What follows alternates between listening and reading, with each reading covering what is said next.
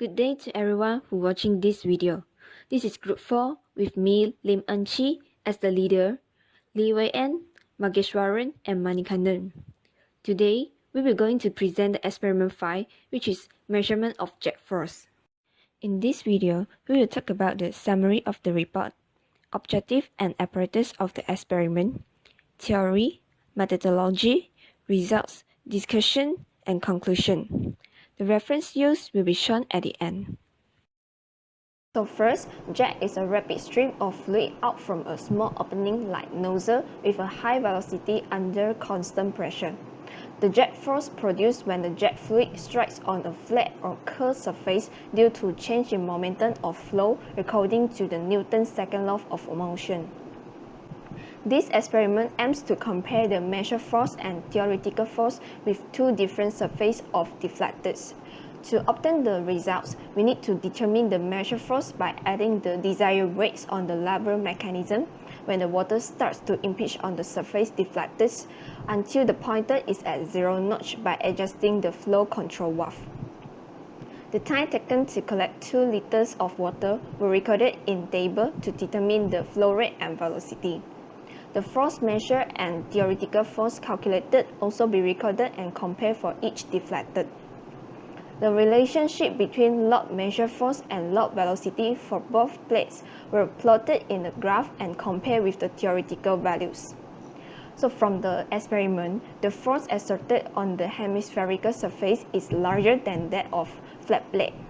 Some possible errors affecting the experimental data was discussed with its recommendations, and in the end, examples of jet impact applications also be introduced.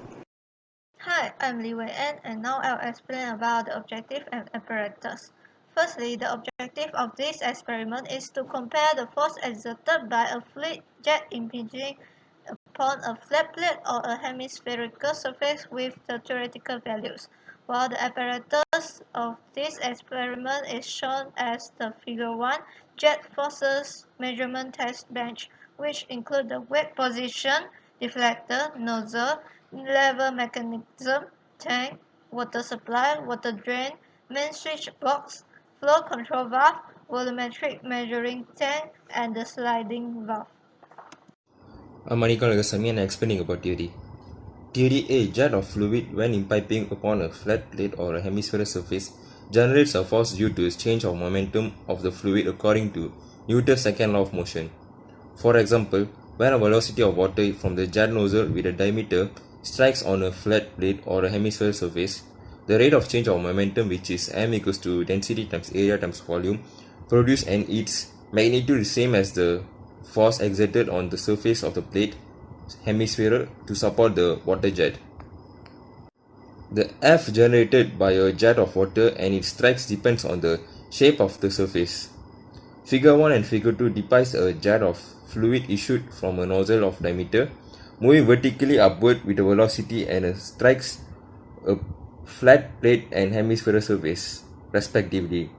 The jet is deflected by the surface of the plate hemispherical through an angle of theta and leaves the surface with velocity v2. The theoretical force generated when the jet of fluid strikes a flat plate is F equals to density times area times volume minus with density times area times volume with cos theta, which is equation 1. Equation 2 is basically F theoretical equals to density times area times volume. For hemispherical surface, the theoretical formula generated is F equals to P density times area times volume minus with density times area times cos theta. And for hemispherical surface, the force theoretical is 2 times density times area times volume. Alright, so let's talk about the methodology for this experiment. So there are 8 steps involved. Number 1, we have to assemble the tested deflector, and then number 2, we have to set the pointer to 0 by adjusting the screw and lever mechanism, and when we are doing that, we should not place any weight on the lever mechanism. And number 3, we have to turn on the main switch and the pump. Then we have to slowly open the flow control valve and put desired weight, for example 1 Newton, on the lever mechanism. And number 5, we have to close the sliding valve determine the flow rate by recording the time required to fill up to 2 liters volume of water in volumetric measuring tank. Then we have to open the sliding valve, repeat step 4 and 5 by increasing the desired weight on the lever mechanism until the flow control valve is at maximum opening. Then we have to turn off the main switch and the pump, open the sliding valve and close the flow control valve. And last, we have to remove the weight on the lever mechanism and change the defector. Then we have to repeat step 2 to step 8 all again. The measured force and time to collect 2 liters of water are recorded in the table below. The density of water is given as 1000 kg per meter cube, while the diameter of the nozzle is 10 mm, which is 0.01 meter. Then, we find the actual flow rate by using volume of water collected divided by the time taken. We next determine the velocity of the water by using the formula of water flow rate. Since the water flow rate we found just now is in liter per second, so we have to convert it into meter cube per second by dividing 1000. And thus, we divide the water flow rate by the area of nozzle. The theoretical force for flat plate and hemispherical surface are calculated using equation 2 and 4 shown in the lab manual respectively. And last, the percentage of relative area for both deflectors also be determined. Next, we calculate the log measure force and log velocity for plate and hemispherical surface. The values calculated are shown in the table 3 and 4 and be transferred into a graph. The graph shown is titled as log measure force versus log velocity, where the y-axis is log measure force and log velocity is x-axis. The orange line represents the graph for flat plate, while the blue one is hemispherical surface. Both surfaces give linear graph, and the slope, which also known as gradient, can be determined from the graph. For the flat plate, we get the equation y equal to 1.7006 x minus 0.9047. Meanwhile, the equation for hemispherical surface is y equal to 1.8415 x minus 0.6861.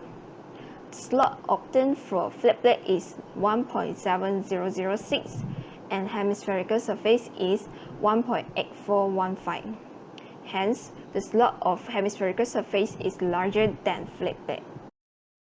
Next, we are asked to compare the experiment result with theoretical values. Hence, we log the theoretical force for both deflectors and tabulate the data into table 5 and 6. We then plot the graph of log theoretical force against log velocity. Like the previous graph, the orange line is flat plate and blue line is hemispherical surface. By plotting the graph, we get the equation for flat plate is y equal to 2.0001x minus 1.105, while for the hemispherical is y equal to 2.0001x minus 0.804.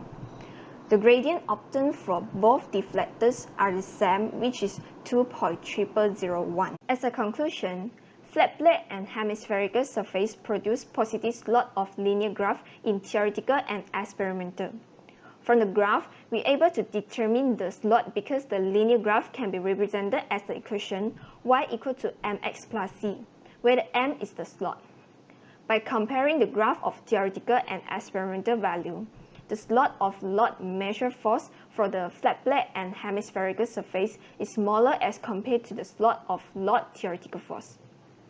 The difference value between theoretical and experimental is because of the different angle of jet impinge the surface, which resulting with the difference in the force impact toward the plate and hemispherical surface. Besides, water jet may not impinge at the center of the surface, also cause the difference in value. Moreover, some errors may occur throughout the experiment. We talk about the y-intercept ratio of hemispherical surface to flat plate and compare with the theoretical ratio. From the first graph, we can see that the y-intercept of the flat plate and theoretical surface slope is negative 0.9047 and negative 0.6861 respectively. From that, we can calculate the y-intercept ratio, which is 0.75837. The y-intercept of hemispherical surface and flat plate deduced from the equation 2 and equation 4 are displayed by using a graph as shown in figure 5, which can be seen more clearly and directly. From the same method, we can calculate the y-intercept ratio, which is 0.72760. By comparing both results, the difference only 0.03 means that this experiment was conducted successfully because there was only a small deviation from the theoretical results. But whether it is a major loss or a minor loss, the deviation is inevitable. To proceed to the next question. Firstly, the force exerted on the hemispherical surface is larger than that on the flat plate. This is because of the different design or different shapes of the surface. For example, for the flat plate, there is a radial sheet formed when water strikes within the pipe and the water moves right and left at an angle of 90 degrees.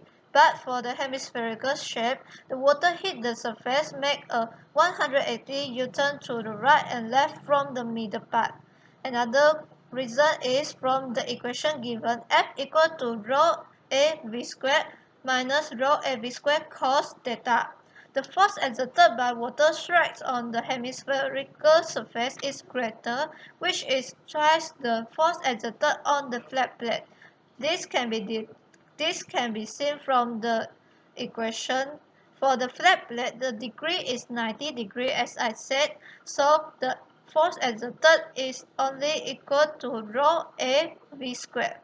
While for the hemispherical surface, the degree is equal to 180, so we can deduce the formula, then we can get this force exerted is equal 2 times rho AV squared. Next, we proceed to discussion 2, which is to compare the percentage of relative error for both flat plate and hemispherical surface. For the lower percentage of relative error means the velocity of water strikes on the surface is more constant and more stable.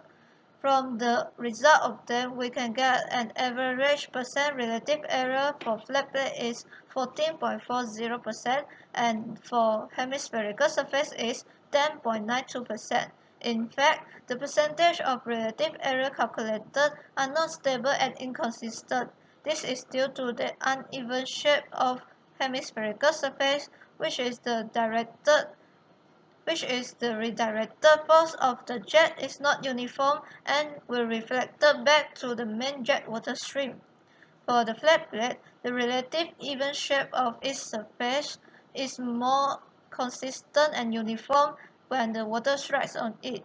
The other errors also cause the inconsistency of the result. For example, the spring coil should be held in a standard position, which is straight position, to ensure the velocity of water strikes on it is more precise. This is because the different angle may cause different force exerted on the surface. Lastly, the external weight applied to the balance causes the imbalance of forces.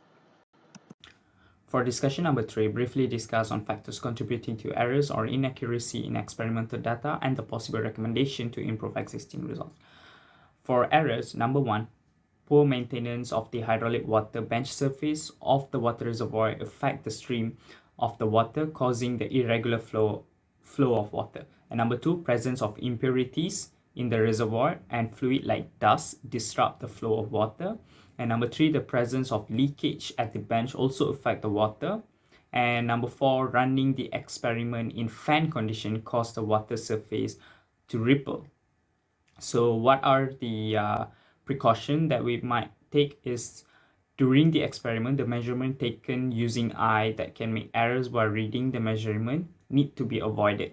And then we have to avoid shaking the water bench. And finally, an air-conditioned room is highly advised to carry out this experiment.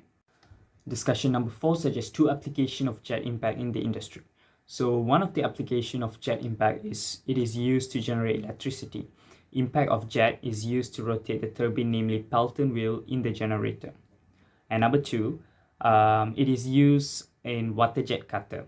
The water jet cutter is capable to slice metal or other material by using the high pressure and high velocity of water jet together with abrasive substance. The process of water jet cutting is similar with water erosion found naturally but occurs with highly accelerated and concentrated. The conclusion that we could sum up from experiment 5 is the value of slope obtained for both flat plate and hemispherical plate clearly reveals the theoretical slope is bigger than the measured slope. The values obtained through the experiment is not as ideal as the theoretical value due to some errors made. By comparing both y-intercept ratios of hemispherical surface and the flat plate that we got from the graph, the experimental ratio is 0.75837, while the theoretical value is 0.72760. The average percentage in experiment is the average percentage error for flat plate is 14.40%, while the hemispherical plate in the table 2, the average percentage error is 10.92%. This is due to poor maintenance of hydraulic water bench, surface of water reservoir, presence of impurities in the reservoir and the fluid, presence of leakage at the bench, or running the experiment in fan conditioned room. In conclusion, measured force of hemispherical plate is greater than the flat surface. Thank you.